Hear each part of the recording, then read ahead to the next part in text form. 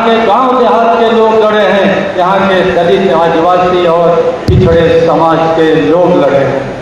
और आपको शायद पता होगा कि जब 1857 की क्रांति असफल हो करने का अंग्रेजों ने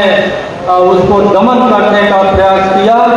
तो पूरे गंगा की घाटी में तमाम किसानों को, तमाम पिछड़ों को, तमाम दलित समाज के लोगों को, तमाम जो गांव देहात के लोगों के हमारे स्वतंत्रता संग्राम सेनानियों को, उनको पेड़ों पर लटका करके फांसी दे दी थी। तो गुलाब सिंह लोधी के दिल में जज्बा था, इस देश को स्वतंत्र करने का जज्बा था, इसीलिए वो किसान के बेटा होते हुए आए इसी आपके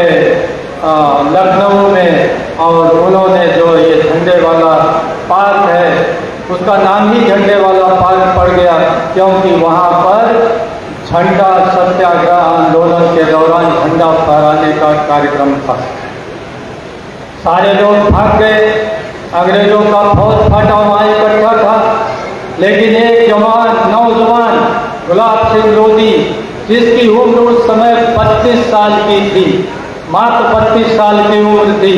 और जिनके हाथ में, क्योंकि किसान के बेटे थे, तो बैल को हाँकने वाला एक पैना उनके हाथ में था, एक डंडा उनके हाथ में था। तो जिससे वो किसान का बेटा किसानी खेती करता था, उसी पैने से उन्होंने भारत का तिरंगा झंडा पेड़ पर जाकर लहरा दिया। लेकिन अंग्रेजों की दृष्टि पड़ी और उनको गोली लगी और वो शहीद हो गए।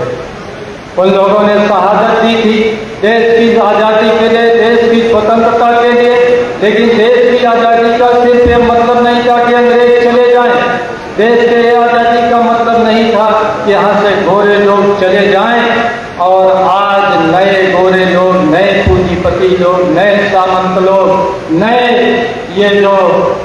समाज में अपने को उच्च समझने वाले लोग हैं, ये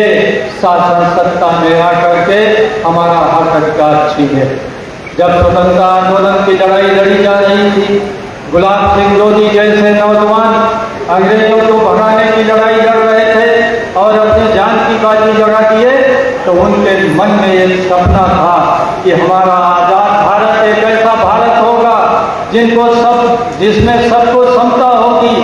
सबको शिक्षा होगा, सबको रोजगार होगा, सबको न्याय होगा, सबको सम्मान होगा, सबकी खुशहाली होगी।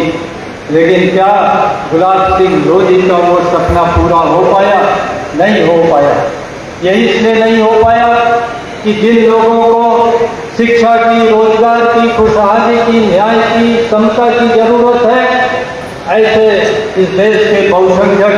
किसान समाज के लोग, मजदूर समाज के लोग, शिल्पकार समाज के लोग कभी भी राजनीतिक रूप से एक होकर के लड़ाई नहीं लड़ पाए। अब हम लोगों ने उत्तर प्रदेश में एक नए कारवा का निर्माण किया है।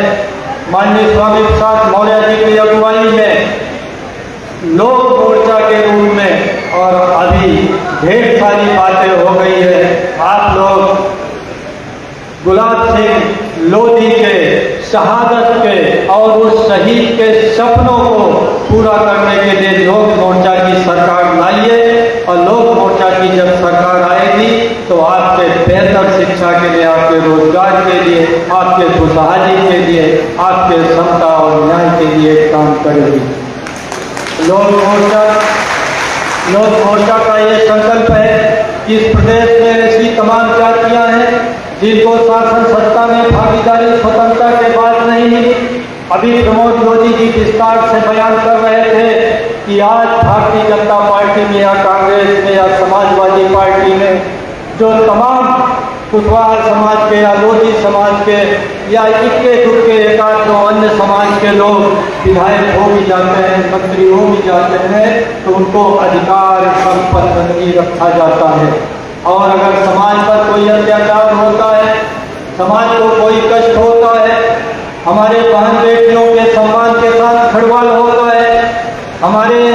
नौजवान का उत्पीड़न होता है, हमारे समाज का उत्पीड़न होता है, तो कोई भी विधायक और मंत्री आपका साथ देने की हैसियत नहीं रखता है।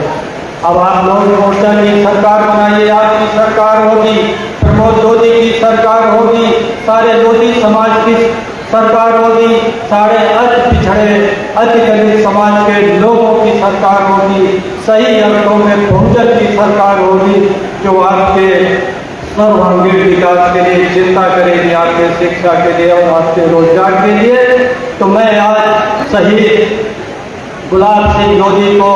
अपनी ओर से बहुत बहुत श्रद्धांजलि अर्पित करता हूँ, उनको कोट नमन करता हूँ, वंदन करता हूँ। और आइए हम लोग सब मिल करके लोक मोर्चा के कारवां को आगे बढ़ाएं और गुलाब सिंह लोधी के सपनों का भारत बनाएं। इसी के साथ अपनी बात समाप्त करता हूँ। जय हिंद, जय भारत, जय भीम, नमो बुद्धाय।